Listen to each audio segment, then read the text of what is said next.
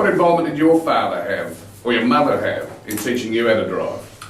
They booked the RACB to get a professional to come out and teach me to drive, because when my father tried to teach me to drive, he nearly sent me deaf with his screaming. My father had been involved in teaching me to drive. As I said this morning on the wireless, it would have resulted in one of us presenting at the local police station reporting that they had murdered someone.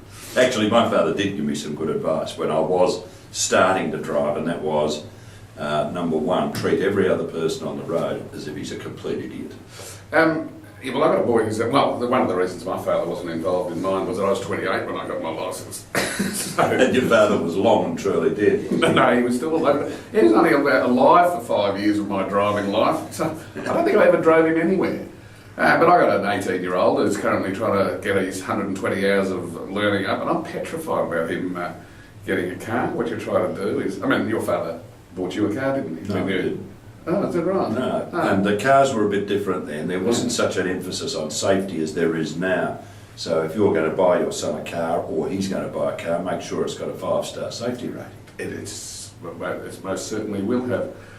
They just have a different idea of what speed is, I reckon. I see it on the local streets, and I don't think they're being deliberately reckless, these P-platers, but they just have a different concept at 18 or 18 years of age of what speed is. I'm forever sort of going, hey, slow down. You know?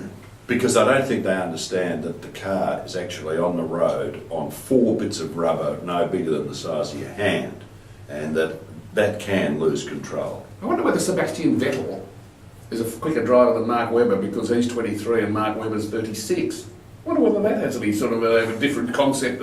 Certainly do have a different concept of how to start a race. Hey, there's another clue I was given too, and that was whenever you're turning right and you're stationary, you know how there's a tendency to put the indicator on and turn the wheel, getting ready for the turn? Mm. Well, that's dangerous, because if someone runs into the back of you, you're going to be pushed into oncoming traffic. Right. So always keep the wheel straight ahead. Tell you what, saferpplaters.com.au's just been blown out of the water by Uncle Poonzo's drivingtips.com.au. The other thing, of course, it's not just speed, it's a lot of other things that kids find difficult and challenging, such as driving in the dark, driving in the rain, and of course there's the peer group pressure if they want to get home and one offers them a ride and that person's been drinking. Never get into a car is what I am teaching my boy, but he's young, and young often goes with stupid. So get the saferpplaters.com.au. So the message is, talk to your kids. Because they will actually listen to you.